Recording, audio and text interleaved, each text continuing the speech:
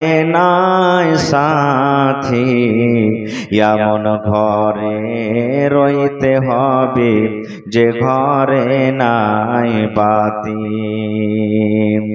দাদা গেছেন, বাবা গেছেন, কেউ তো ফিরে এলো না।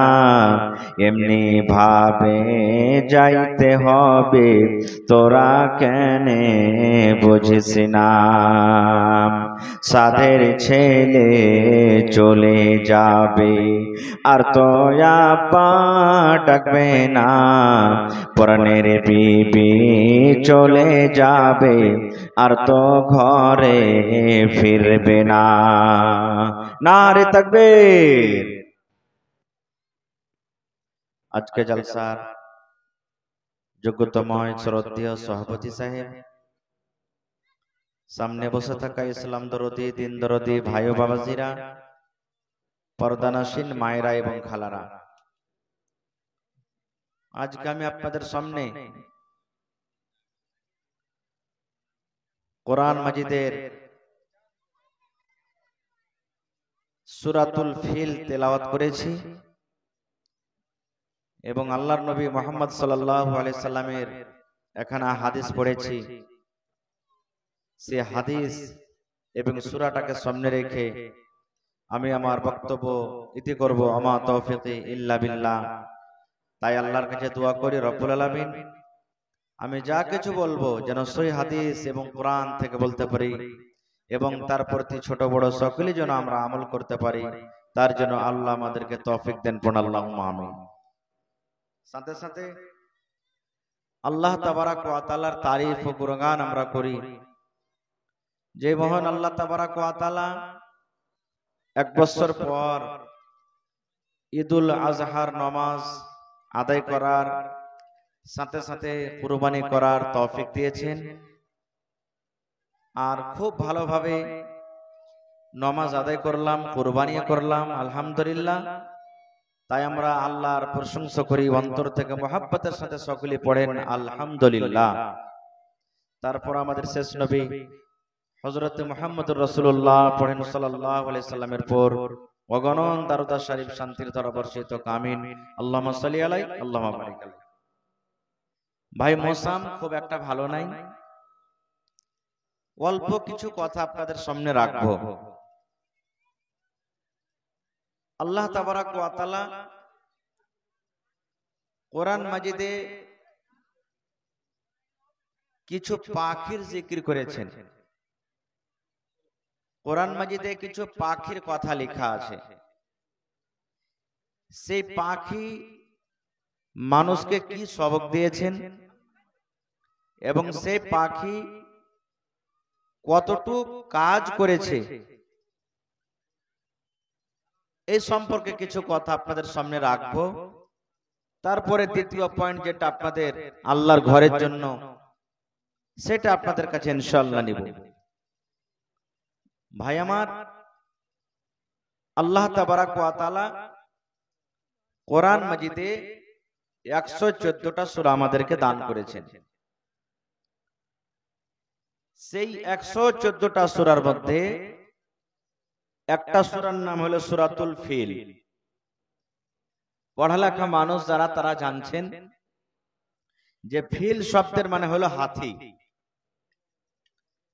ফিল শব্দের মানে হলো কি? হাতি।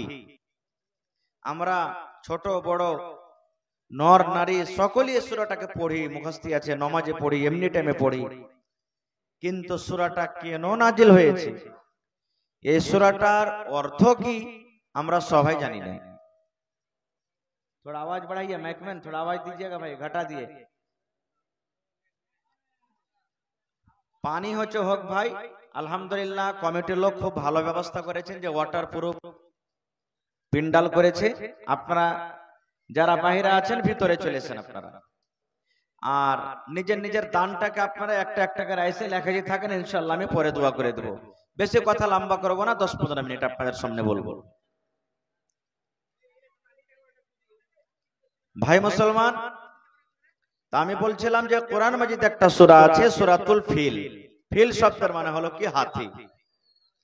কেন আল্লাহ তাবারাক ওয়া তাআলা এই সূরাটাকে নাজিল করেছেন। এই সূরাটা নাজিল হওয়ার উদ্দেশ্য কি, সময় পেলে আমি পরে বলবো। কোরআন মাজিদের ভিতরে একটা সূরা আছে সূরাতুন নামাল, যারা পড়িতে জানছেন তারা জানেন। সূরাতুন নামাল, নামলাতুন মানে হলো চিউটি, পিপিলিকা। ওই সূরাটার ভিতরে পিঁপড়ার কথা আছে। নামাল সূরাতে পিঁপড়ার কথা আছে, পিঁপড়ার জিকির আল্লাহ তাবারাক ওয়া তাআলা করেছেন। এই জন্য ওই সূরাটার নাম হলো সূরাতুন নামাল। এই করে করে করে প্রত্যেক সূরার ভাই আমার শানে নজুল আছে। তা আমি সব কথা আপনাদের সামনে রাখবো না, দু তিনটা কথা রাখবো। তার আগে একটা কথা আপনাদের সামনে রাখি, যে আল্লাহ তাবারাক ওয়া তাআলা সর্বপ্রথম মানুষ যাকে আল্লাহ দুনিয়াতে সৃষ্টি করেছেন, মা নাই বাপ নাই, মাটি থেকে, সে তার নাম কি বলতে পারবেন আপনারা? যে হযরত আদম আলাইহিস সালাম, তাকে আল্লাহ তাবারাক ওয়া তাআলা মাটি থেকে তৈরি করেছেন। আর হযরত আদম আলাইহিস সালামের রিড়ের হাড্ডি, মানুষের শরীরে রিড়ের হাড্ডি সবথেকে টেড়া হয়, সেই রিড়ের হাড্ডি থেকে মা হাওয়া আলাইহাস সালাম, আদম আলাইহিস সালামের স্ত্রী তৈরি করেছেন। দুনিয়াতে তাদেরকে দিয়ে দিলেন, আমি ঘটনার দিকে যাব না, লম্বা ঘটনা। জান্নাতে দিলেন আল্লাহ, জান্নাত থেকে কেমন করে দুনিয়াতে এলো আমি ওদিকে যাব না। দুনিয়াতে এলেন আল্লাহ তাবারাক ওয়া তাআলাকে এই দুনিয়াকে আবাদ করানো আছে। আল্লাহ রাব্বুল আলামিন এই দুনিয়াতে মানুষকে যে বাড়াইবেন, তো হযরত আদম আলাইহিস সালামের সন্তান হইতেন। কিভাবে সন্তান জানেন? দুটা করে সন্তান একবারে, একটা ছেলে একটা মেয়ে, মানে একটা বেটা একটা বেটি। আবার পর বছর একটা বেটা একটা বেটি সন্তান হয় এরকম ভাবে। বর্তমান যুগে যখন আমরা দেখি জানছি, শরীয়তে আল্লাহ রাসূল আমাদেরকে বিধান দিয়েছেন যে নিজের ভাই বোনের সাথে কি বিয়ে হবে? হবে জি ভাই, নিজের ভাই বোনের সাথে আল্লাহ বিয়েকে হারাম করে দিয়েছেন। নিজের ভাতিজির সাথে বিয়েকে আল্লাহ হারাম করে দিয়েছেন। নিজের দুধ বহিনের সাথে বিয়েকে আল্লাহ হারাম করে দিয়েছেন। নিজের খালার সাথে আল্লাহ বিয়েকে হারাম করে দিয়েছেন। নিজের বেটির সাথে আল্লাহ বিয়েকে হারাম করে দিয়েছেন। চাচতো ভাই, চাচতো বহিন, চাচতো খালা, চাচতো ফুফু, চাচতো ভাতিজি, চাচতো ভাগ্নি, এই সমস্ত জিনিসে আল্লাহ তাবারাক ওয়া তাআলা হালাল করে দিয়েছেন, নিজস্ব চলবে না। এই মতো হযরত আদম আলাইহিস সালামের একটা বেটা একটা বেটি যখন হইতেন, তো ওরা আপসে নিজের ভাই বোন হয়ে গেল।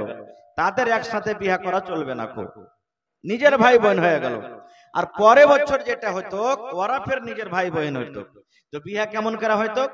ধরেন এইবারে বেটা বেটি হইলো, এবেকার বেটা পরেকার বেটি, পরেকার বেটি এবেকার বেটা, এইভাবে কিন্তু বিয়ে শাদী হইতো।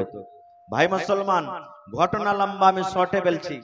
আদম আলাইহিস সালামের দুটা সন্তান হলেন দুবারে, একটা নাম হলো কাবিল আর একটা নাম হলো কি হাবিল। কাবিলটা হলো বড়, হাবিলটা হলো ছোট।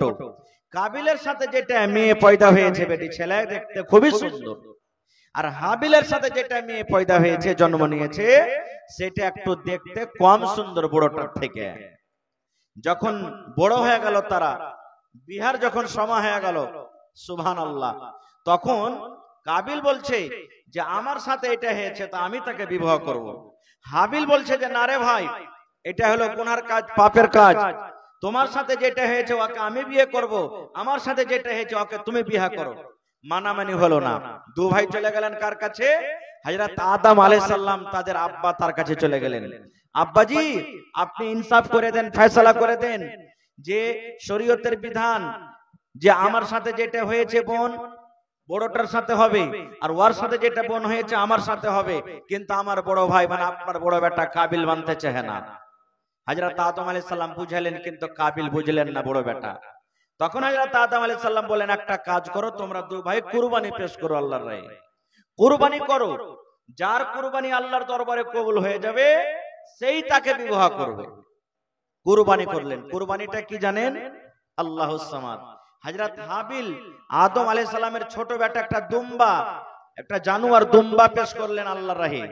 আর কাবিল, যেটা হযরত আদম আলাইহিস সালামের বড় বেটা, গহাম দিলেন, গহাম আল্লাহর রাহে পেশ করলেন, গহাম দিলেন, ময়দানে রেখে দিলেন গহাম।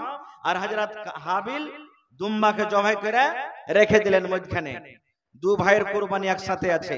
ওই জামানাতে ছিল কি, আকাশ থেকে আসমান থেকে আল্লাহ রাব্বুল আলামিনের আদেশে আগুন আসতো। যার হালাল কুরবানি, যার কুরবানি কবুল হইতো, আগুন ওকে জ্বালিয়ে দিত, পুড়িয়ে দিত, ছাই করে দিত, ওইটা কুরবানি কবুল হয়ে গেল। আর যার কুরবানি কবুল হইতো না, ওয়ার জানোয়ার বা ওয়ার কুরবানিটা জমিনে পড়ে যেত। এবার হযরত কাবিল হাবিল দু ভাই কুরবানি পেশ করলেন, কুরবানি জমিনে পড়ে আছে।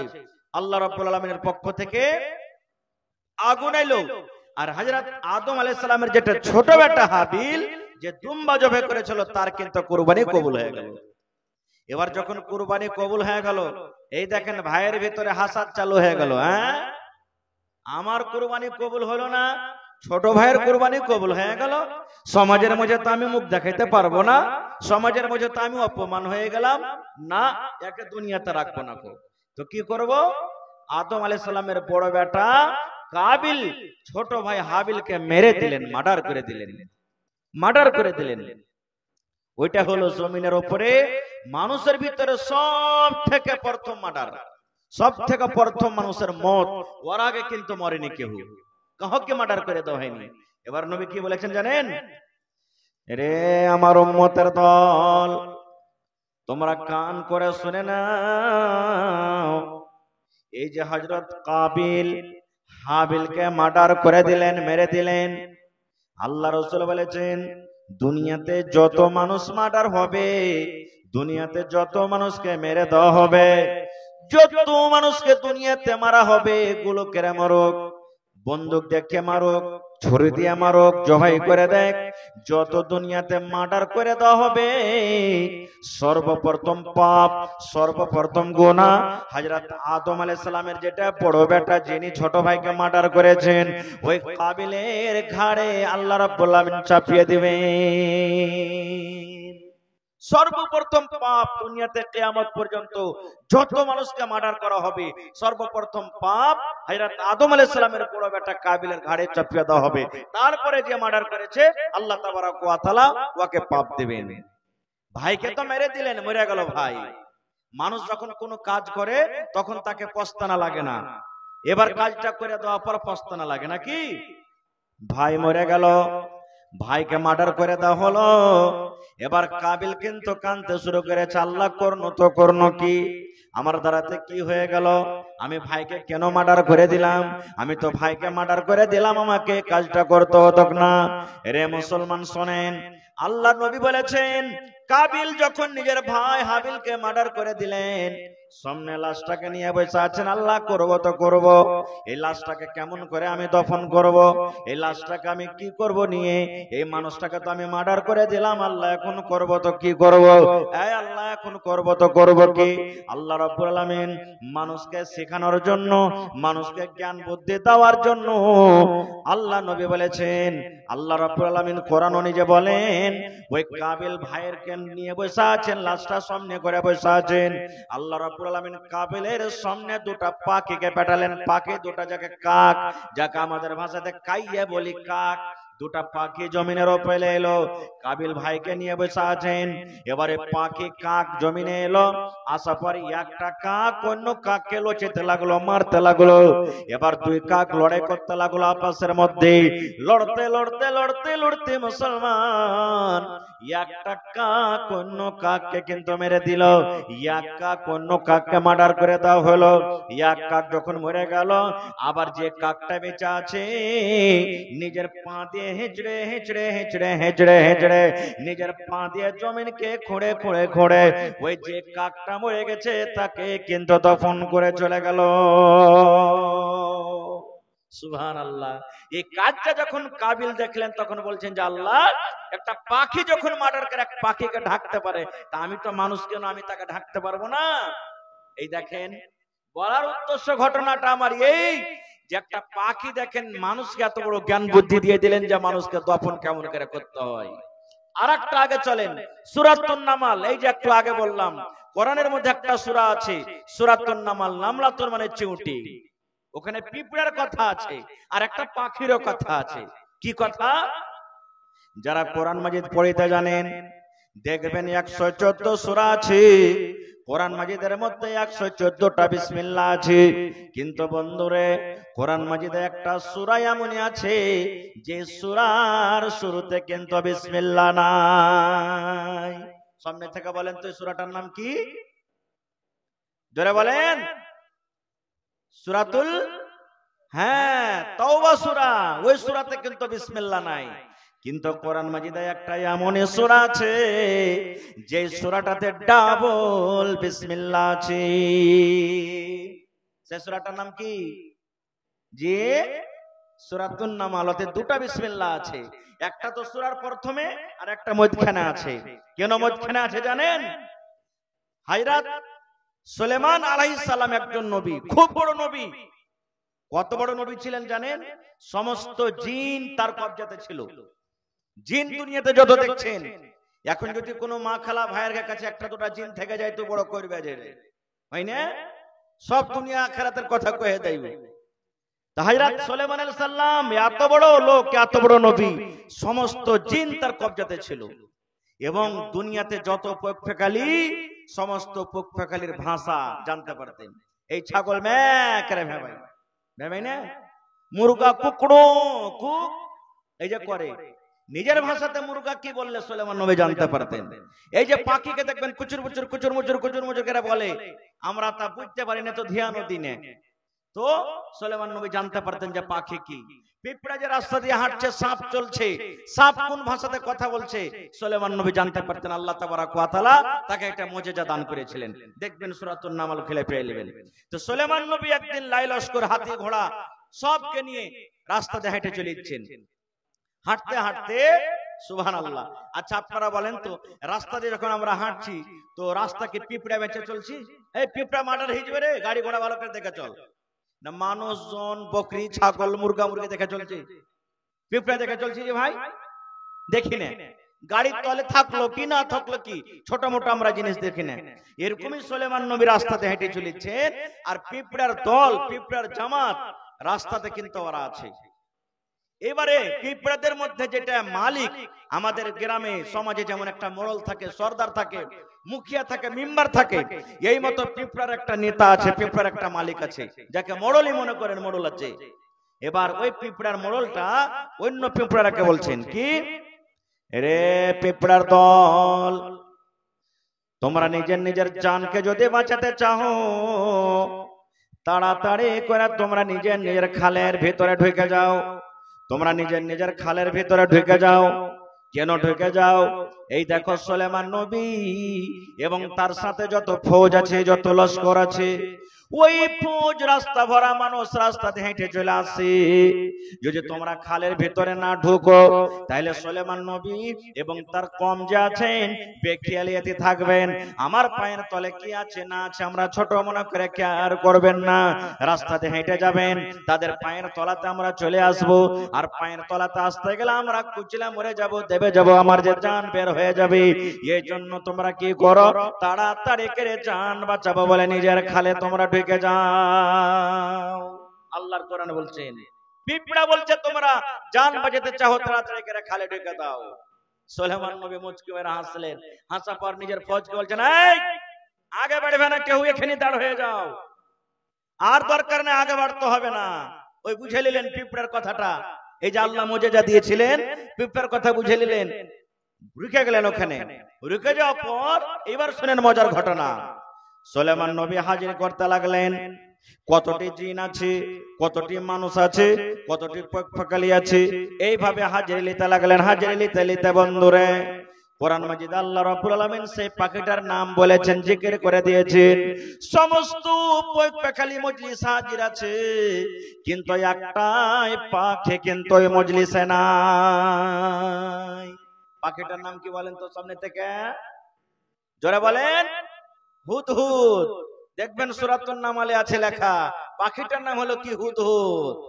আল্লাহ রাব্বুল আলামিন বলেন, সুলাইমান নবী সমস্ত জিনিসের হাজিরি চালু করে দিলেন, সমস্ত পক্ষকালীকে পাওয়া গেল, কিন্তু হুদহুদ নামে একটা পাখিকে কিন্তু পাওয়া গেল না।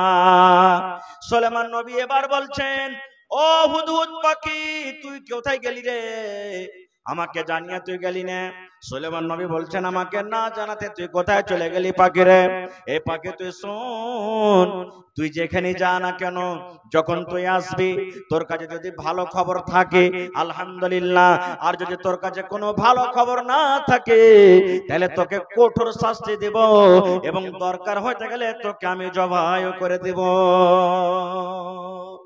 সুলেমান নবী বলছেন এই পাখি হুদহুদ, যেখানে আছিস তাড়াতাড়ি করে আয়, যদি আসার পরে তোর মুখ থেকে বয়ান শুনবো, যদি ভালো খবর দিতে পারিস তাহলে ঠিক আছে, আর খবর যদি তুই ভালো শোনাতে না পারিস তাহলে তোকে হয়তো মারবো, আর না তো তোকে জবাই করে দেবো। সুলেমান নবী বলে দিলেন। এই কথা বলতে না বলতে হুদহুদ পাখি এসে হাজির। হুদহুদ পাখি এসে হাজির। এবার পাখি নিজের ভাষাতে সুলেমান নবীকে বলছেন। সুলেমান নবী প্রথম বলছেন হুদহুদ কোথায় গেছিলি বল। এবারে পাখি বলতে লাগলো ও সুলেমান নবী, আমি একটা এমনই দেশ গেছিলাম, আমি একটা এমনই রাজ্য গেছিলাম, এমনই দেশ থেকে আমি ঘুরে আসছি যে দেশের রাজা হলো একটা মহিলা। হুদহুদ পাখি বলছে যে সুলেমান নবী, আমি একটা এমনই দেশ গেছিলাম, সেই দেশটা হলো মুলকে সাবা, সাবার দেশ। ওই দেশের রাজা হলো কে জানেন? ওই দেশের প্রধানমন্ত্রী হলো একটা মহিলা। তাহলে বোঝা গেল কি যে পাখিও তাজ্জুব করেছে যে দেশ চালাবার জন্য একটা মহিলা কি হইতে পারে, পুরুষ কেন হলো না মহিলা কেন হলো, তাজ্জুব করে পাখি বলছে যে ওই দেশের রাজা হলো একটা মহিলা। এক নম্বর। দুই নম্বরে পাখি বলছে ও সুলেমান নবী, আমি ওই দেশে আরো দেখলাম ওই দেশের যে রাজা আছে মহিলা, এবং সাথে সাথে ও আল্লাহকে মানে না, আল্লাহর পূজা করে না, আল্লাহকে কিন্তু মানে না, আল্লাহর পূজা করে না, আল্লাহ বাদ দিয়ে অন্য জিনিসের পূজা করে, পাথরের পূজা করে, মূর্তির পূজা করে, চাঁদ সূর্যের পূজা করে, আল্লাহ ব্যতীত অন্য জিনিসের পূজা করে। ওরা আল্লাহকে মানে না, আল্লাহর পূজা কিন্তু করে না। তাহলে পাখিও বুঝতে পারলে যে পূজাটা হবে কার, কার পূজা করা দরকার, জোরে বলেন আল্লাহর। পাখিও বুঝে আল্লাহ রাব্বুল আমিনের যদি পূজা না হয়, বান্দেগি না হয়, গুণগান না হয়, তাহলে এটা পাপের কাম, এটা গুনার কাম।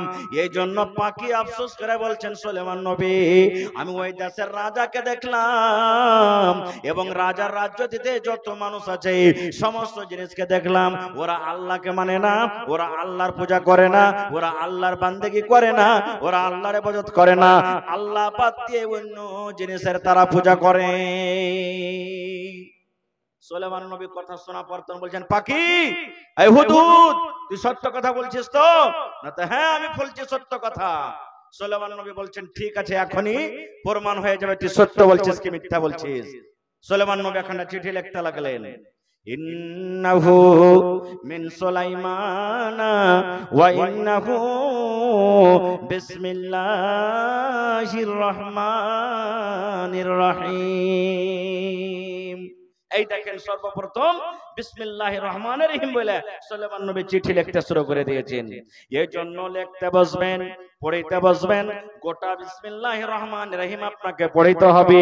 আর যখন লেখাপড়া বাদ দিয়ে দুনিয়ার কোনো কাম করবেন শুধু বিসমিল্লাহ, ওযু করতে বসবেন শুধু বিসমিল্লাহ, গরু জবাই করবেন বিসমিল্লাহ, মুরগি জবাই করবেন বিসমিল্লাহ, খাইতে বসবেন বিসমিল্লাহ, ভাত তুলে দিবেন বিসমিল্লাহ, মায়েরা খালারা বাচ্চাকে দুধ পান করাবে বিসমিল্লাহ, দুনিয়ার যত কাম আছে শুধু বিসমিল্লাহ। এবং যখন লেখাপড়া করতে বসবেন তখন গোটা বিসমিল্লাহির রহমানির রহিম পড়তে হবে, গোটা বিসমিল্লাহির রহমানির রহিম পড়তে হবে। আল্লাহুস সামাদ। এবারে সুলেমান নবী চিঠি লিখলেন। চিঠি লেখার পর পাখিকে দিয়ে দিলেন, পাখি যাও তুমি নিয়ে চলে যাও। পাখি নিজের ডানাতে ওই চিঠিখানটা দেবে কিংবা মুখে নিয়ে এলেন চোচে। এবার পাখি উড়তে উড়তে উড়তে উড়তে উড়তে উড়তে সুলেমান নবীর চিঠি নিয়ে চলে গেলেন কোথায়? মুলকে সাবা।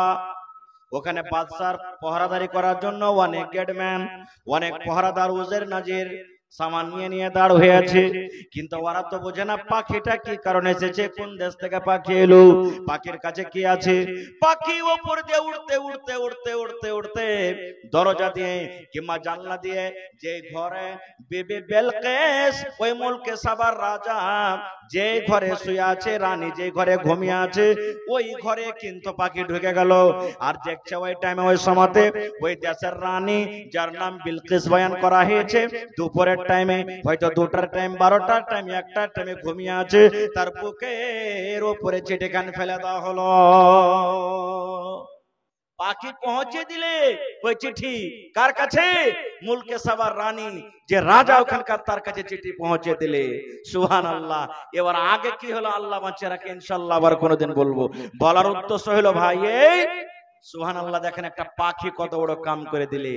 ও পাখি কত বড় আল্লাহ তাবারক ওয়া তাআলা তাকে জ্ঞান বুদ্ধি দান করেছে, যে পাখি জানছে যে পূজা আল্লাহর হওয়া চাই, আল্লাহ ছাড়া অন্য কোনো মানুষের, অন্য কোনো জিনিসের পূজা করা হলো শিরক, হারাম। এই পাখি বুঝতো, কিন্তু আজকে আমরা মানুষ বুঝি না। ওই পাখি বুঝেছে দেশ চালার জন্য, গাঁ চালার জন্য, পঞ্চায়েত চালার জন্য একটা মহিলার দরকার নেই, একটা পুরুষের দরকার আছে, কিন্তু